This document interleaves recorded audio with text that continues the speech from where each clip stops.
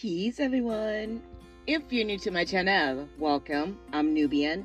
And for those of you who are returning, what's up, y'all? Welcome to another beautiful ass, magical ass moment in time, y'all.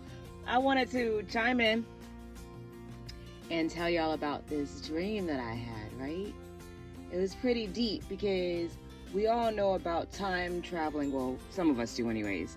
Time traveling, astral projection, time jumping, portal jumping, things of that nature. Higher dimensional metaphysical subject matters, you know? So, found myself in dreamland. I found myself teleporting back and forth between these thick walls of metal. And I was on a submarine ship.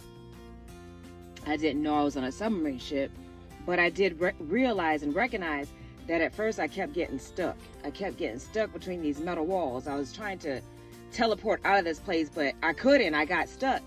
It's like metal or something to do with the metal in the walls were preventing me from time jumping out of this place. So I ended up getting fragmented between these two walls, and I ended up in this submarine room with these two captains that were getting ready to launch this missile. And they were studying the circumference and the ramifications of the pinpoints of the mathematical equations as to right exactly where this specific submarine was going to be launched. So I'm easing in and I'm listening in on this conversation as I'm fighting back and forth. It was really deep because I was at the back end of the walls fighting back and forth like some cartoon characters trying to teleport out of these walls or time jump or astral travel out of this space. And it's like I start getting tired. So as I start getting tired, I just start walking over like, looking over their shoulders like, what are they doing? Now, one of the guys, he was tall. He had brown hair. He like maybe about 24, 34 or something like that. And, but he was older, but he looked like he was about that age. And he's about 6'1", 6'2", gray business type, almost khaki pants with a brown shirt that looked like a golfer shirt, kind of a slap tuck, you know. The other guy was kind of chunky, little heavy set, not too much, but kind of chunky, and had this beard, this black mustache, and he looked like he was mixed though, like, you know, kind of a strong Russian, but maybe Saudi Arabian, but maybe an OG bloodline of Russia. Well, I don't know why I went into the details of these two, so maybe there's someone out there that actually looks like these two guys, but in my knowing, these two were foreign men. There was a stillness on the ship as someone walked in to give the paper to these two captains for them to give a whistle or a okay or now or a signal of some sort to launch this missile. And the silence that was over this entire ship was like everyone was holding their breath, because even though everyone was on that ship, they knew that something was gonna go wrong, very wrong, after a specific signal was given. And it was deep because even the people that were on the boat, it's like they knew it. It's like the spirit of death was around. And trust me when I say, I don't care how cold-hearted a person is, when the spirit of death is getting ready to launch itself upon innocent victims, everybody feels it. There is some form of guilt or shame or pause to retract or to think about, is this actually what we want to do? I'm feeling a very strong tenacity to also remind you about the time where I had the visions that came out of the sky of parachutes, like red parachutes of little Chinese children, and all these Americans were so intrigued and they had their cameras out and they were filming saying, oh look, and then these children came down close enough to kick them all in the face and then began karate master chopping people that were down below, and behind them were teenagers, and behind them was adults, and behind them were elder master kung fu experts. Well, it was pretty deep because even in the midst of this vision, this parachutes, these red parachutes, I'm seeing them drop out of the water, and the parachutes just snap off, because these are master swimmers. These are like master airmen, where a lot of them even fly in the sky, and they know how to mingle themselves in with the trees to where they're very acrobatic. And it's pretty deep, because from what I'm seeing in my spirit and knowing in my spirit is that Russia and China are going to join together to come against America. America is going to war. What we are preparing for right now is not even so much of this vaccination that is going down, but every single war always took place whenever the other party was at their weakest. And trust me when I say America is very much at her weakest. It's even deeper, because even the people within America are displaying specific symptoms where they're also at their weakness. And it's deep too, because I moved from my Skyriser and I brought 3 ferrets with me to the mountains, and I brought my kitty cat, who was a Sphinx cat, $4,000 cat. Ferrets are about $250 per pet. And I brought them to the mountain. Now, these are supposed to be wild animals, but when I brought them to a wild environment, one of my ferrets got loose. Once she got loose, she stayed gone for 24 hours. After that, I chanted, the people of the cage brought her back, but she taught the other ferrets how to escape out of the cage, no matter what the size of the hole was. So after that, all the ferrets, all they did was always escape. So we just let them roam freely throughout the mountain, wherever they want to roam, up and down, in and out, whenever they wanted to, until they disappeared. It's deep, because even the animals that I was given the notion that these are wild animals could not sustain themselves in a wild environment, which reminds me that even in the Bible it is written that people are going to run to the mountains to try to hide themselves in that evil in that last day. And it's deep, because if animals cannot survive, and they're already a wild animal, if it cannot survive its own natural habitat because of the dangers that are around, what is to behold the people? It's even deeper, because I find myself stepping out of my own paradise, my own Garden of Eden, into this world of nothing but fear. It's like this Tales from the Crypt story, this movie that I've woken up to, where the entire world is in this big, huge pandemic, and everyone's dying off, and people are doing everything in their power to take sides, and even to be fearful of you, and if you're going to give them the virus. But my thing and my question is not so much as to how you're going to make the people who go get the shot and who are not prepared for this incoming famine or downbreak, not you trying to convince them to come with you. They'll be safer with you. But what about them? They're the ones getting the shots. How do you know that our immune systems are going to uphold whatever it is that they're being ejected with? How do we know that we even want them in our environment? How do we know that they won't turn?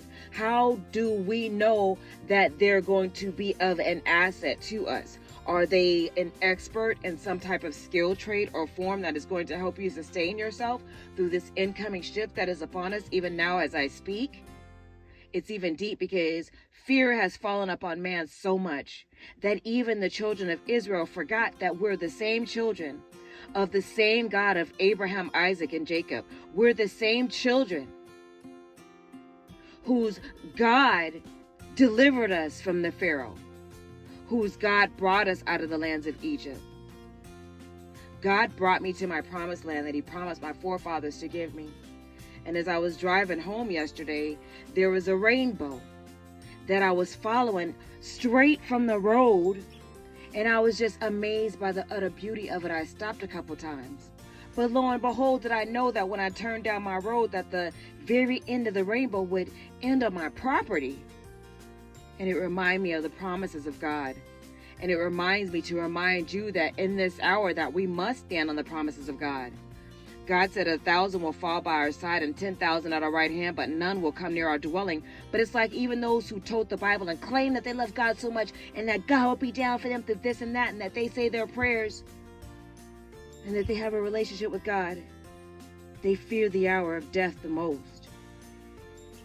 That tickles me, because what tickles me even more is that it's written that a lot of the people who profess that they love God, they may have to line up to get their heads cut off. I mean, America did order millions of guillotines and millions of bullets. I'm very, very flabbergasted that we're not already putting ourselves in the mindset of, to God I live and to God I die. Everybody can go ahead and make a video and mock me or try to say whatever they want to say about me, but I can assure you that not one of these people has ever faced me, nor will they ever face me.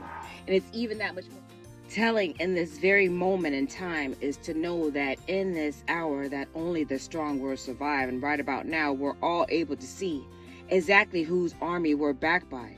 And so many are out there without an army, with just, some form of wise tale of some fallacy of what it is informatively that someone else has shared with them with no true backing. Well, I know for sure that I am backed by the powers of the kingdom of heaven. And in this hour, this is where the entire world will know where God says, touch not my anointing and suffer my prophets no harm. They will see how much God means just that. So in the hindsight of things, let's take a look at the whole picture. Where are you in the circumference of your preparations? Where are you in standing on the knowing that no matter what it is that you see around you, that you know that you can't be affected, even if you did catch a common cold, even if you did catch whatever it is that they say that's out here, you still have to stand on knowing that it's not going to kill you, and don't run to their governmental systems, but stand in the knowing that if God be for me, who can be against me? And when, just when, is anyone going to stand on his word? If I'm going to be mocked for doing just that, then laugh on. Maybe I can get some popcorn and chuckle with you in the end. But in the meantime, that's neither here nor there. I don't have time for foolishness. So here I am on my way to heaven as I'm going through my transformative stages, allowing God to use me. I'm in this space of knowing that it may not be as fast as it was before, but also at the same time, I realize that when you rush and things go fast, you start bumping your head and you start forgetting things and you start being all confused. But when you're taking your time, you're more grateful to be blessed by God, just for God to, give you enough money just to buy shoes. When you receive those shoes, it's a different gratefulness when you have those shoes versus when you just go out and buy shoes and there's shoes all in the closet is stocked with shoes that you never wear.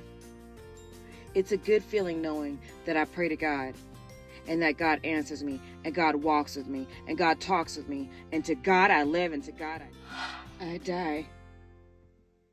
I don't want to be a sellout to anything in this hour except a sellout for the kingdom of heaven.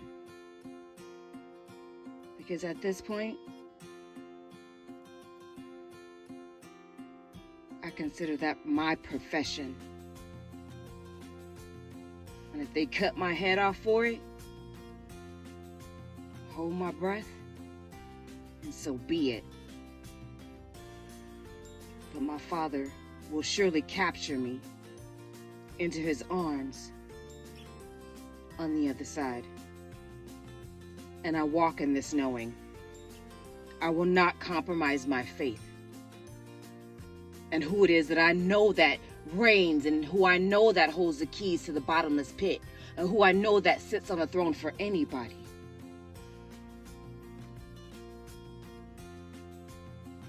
Many know me as Jakia Ford. That hasn't changed. That's still my name. But God has granted me, surely granted me a title, Nubian Divine, a divine new being. Although that I do holistically vibrate in the frequency of both, it doesn't change who I am. Y'all good with Sasha Fierce and Beyonce?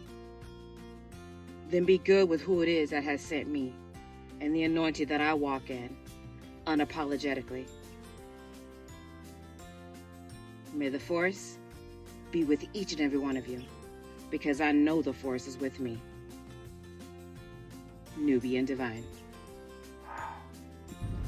There's an entire rainbow that's landing on my property, right smack in the middle of it. What in the what? Whoa! What in the what?